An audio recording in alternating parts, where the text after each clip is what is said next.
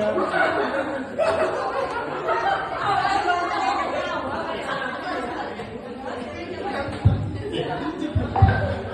Bapak Ibu, gimana? Sudah bahagia hari ini? Sudah senang hari ini? Alhamdulillah ya, itu nikmat yang luar biasa, kita bisa ketawa ya Bapak Ibu ya, melupakan sejenak dari cicilan-cicilan kita KPR kita di bank ya Bapak Ibu ya. Ingat ya Bapak Ibu, awal bulan ya Iya ya, jadi semangat berjuang ya Bapak Ibu semua. Oke, kita akan masuk di asesmen dalam pembelajaran mendalam. Bapak Ibu semua, nanti dalam modul ini kita akan membahas beberapa poin penting ya. Nantinya kita harapkan Bapak Ibu setelah mengikuti pelatihan ini dalam sesi modul asesmen ini, Bapak Ibu bisa menganalisis fungsi asesmen dalam bentuk pembelajaran mendalam. Kemudian nanti diharapkan Bapak Ibu juga bisa mengidentifikasi jenis-jenis dan bentuk asesmen dalam pembelajaran mendalam. Dan yang ketiga, mampu merancang asesmen pembelajaran untuk pembelajaran mendalam. Bapak Ibu semua, sesungguhnya ketika kita menemukan atau mengenal hal baru sama halnya dengan pembelajaran mendalam ini, kita nggak usah langsung, aduh apalagi ini, aduh bingung, aduh apa. Nah, itu ciri-ciri apa? Ciri-ciri fixed mindset. Ya, fixed mindset. Jadi Bapak Ibu, sesungguhnya kita belum ada istilahnya pergantian yang besar-besaran ya. Saya nanti mau membocorkannya pada saat di RPP saja. Tetapi untuk di asesmen ini sebenarnya sama saja kayak dulu. Tidak ada yang berbeda, ya. Jadi kita lakukan sesuai dengan apa yang sudah kita lakukan, tapi bagaimana sisi yang perlu kita dalami lebih dalam, itulah yang kita fokuskan nantinya. Jadi sehingga Bapak Ibu alur berpikirnya nggak usah berpikir ini asesmen PM seperti apa, karena PM itu bukan kurikulum. PM ini hanya pendekatan belajar, gitu ya. Jadi kurikulum kita tetap kurikulum nasional ya. Kurikulum Merdeka itu dihilangkan dulu ya, karena udah beda ini. Jadi brandingnya harus ya. Ini hanya branding saja, gitu ya. Jadi kalau bisa kita sebutnya kurikulum nasional ya Bapak Ibu semua ya. Kurikulum Merdeka, kita Merdeka Belajar aja udah nggak boleh pakai nih terjunnya ya. Gitu. Oke, baik lanjut. Ini kita refleksi awal dulu Bapak Ibu sebelum kita masuk ke materi yang lebih dalam. Oke, Bu, siapa yang suaranya maju boleh bantu saya?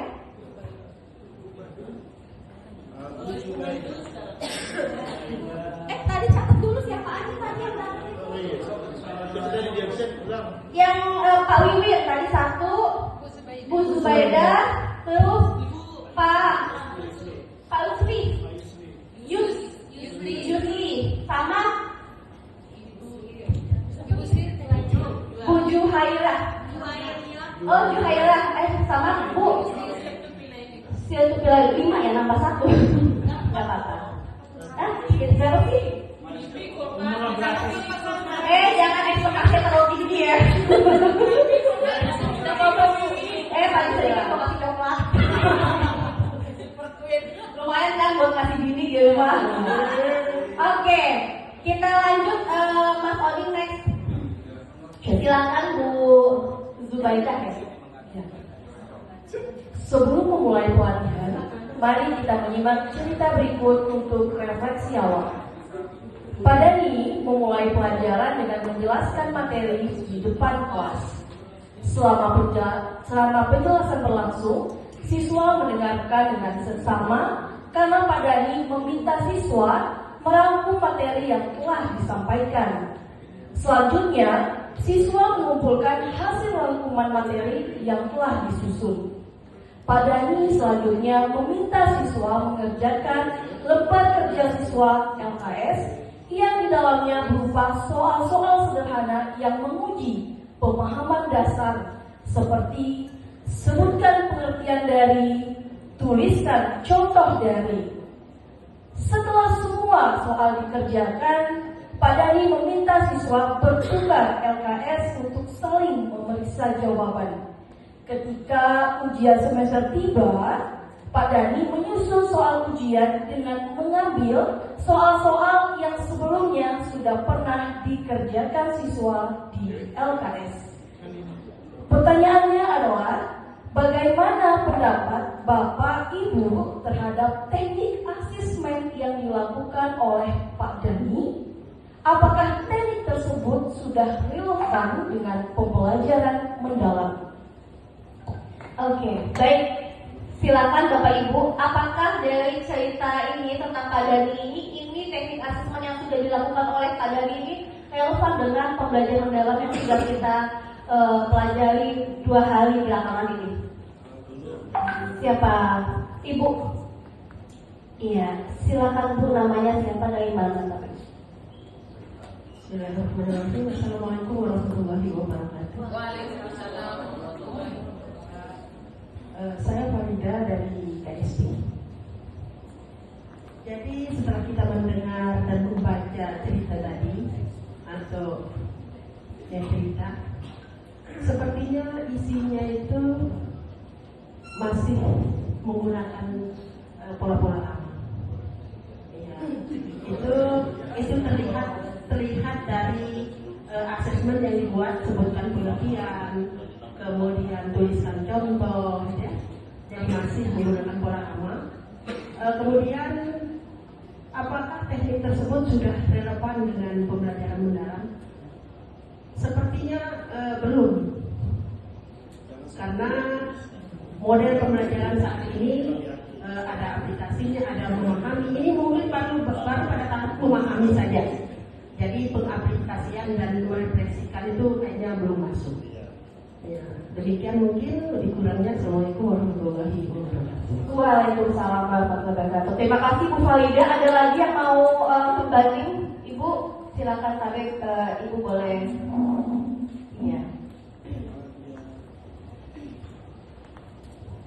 Terima kasih. Assalamualaikum warahmatullahi wabarakatuh. Kalau tadi dari Bu Farida masih kata sepertinya ya, tapi kalau dari saya tuh ini belum masuk ke pembelajaran mendalam. Nah, di mana di sini ada kalimat yang menyatakan bahwa sebutkan pengertian dari dan tuliskan contoh dari. Itu sudah cukup jelas kita lihat bahwa itu pola pikir tertutup yang tidak ada ground mindset-nya, yang pola pikir bertumbuhnya masih tidak terlihat. Jadi dari sana kita bisa menarik benang merahnya bahwa yang digunakan merefleksikan kegiatannya ini adalah masih menggunakan pola pikir tetap, tidak menggunakan pola pikir bertumbuh. Itu saja dari saya. Terima kasih. Kalau menurut Ibu, ini kan udah ada contohnya nih kan, salah satu contoh dia melakukan asesmen, sebutkan pengertian dari, tuliskan contoh dari. Menurut Ibu, kalau udah pembelajaran mendalam itu asesmennya lebih kepada apa? Kalau di asesmen yang S-learning, off-learning sama formatting gitu ya, maksudnya Bu Rizky. Kalau dilihat dari sini dia ke S-learning,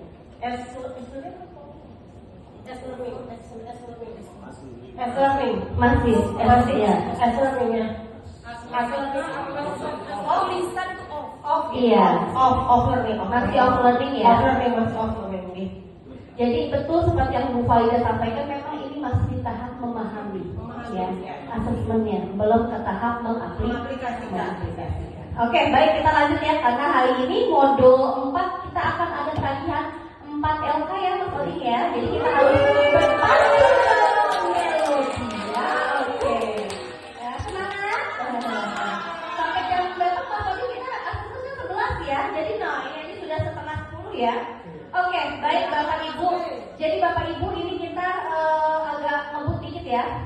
Jadi penilaian ini atau asesmen ini merupakan proses pengumpulan dan pengolahan informasi untuk mengetahui bagaimana kebutuhan belajar peserta didik Bapak Ibu ya. Tentunya untuk mencapai tujuan pembelajaran yang Bapak Ibu harapkan, gitu ya. Nah, ini beberapa prinsip asesmen. Saya rasa Bapak Ibu sudah hafal ya kalau prinsip ya.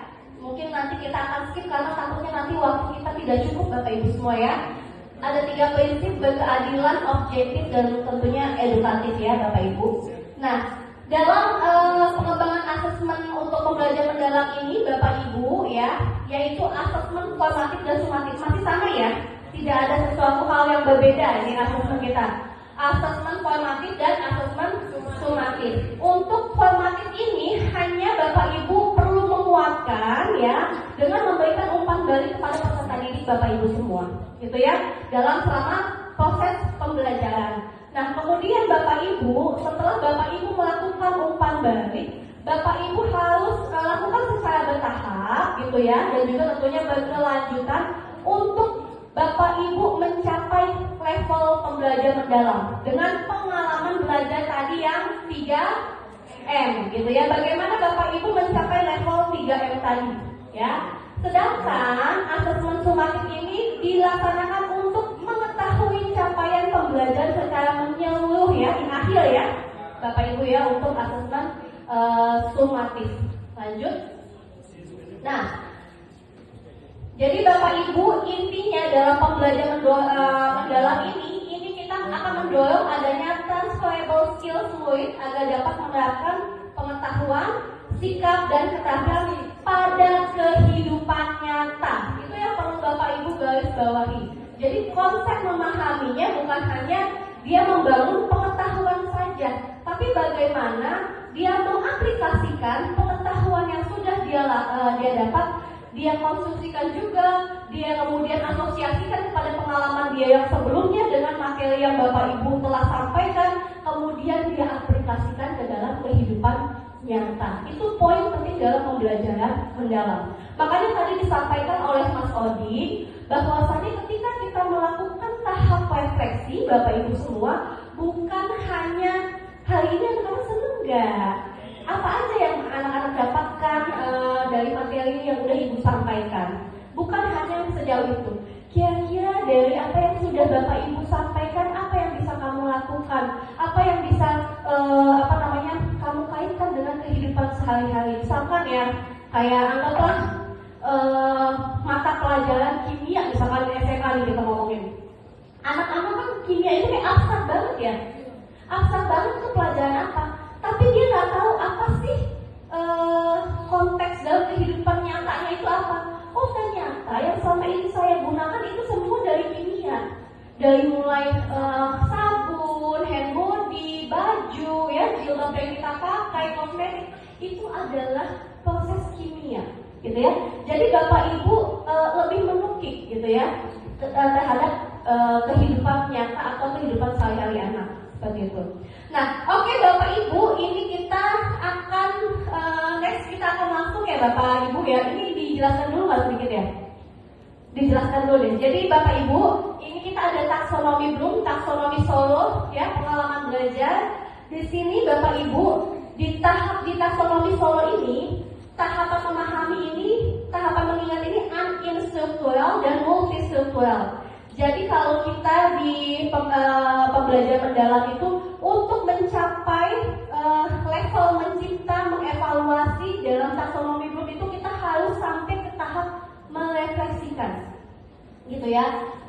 Artinya ketika kita masih di tahap memahami ini, tahapan memahami PM, kita masih di multistruktural Bapak Ibu.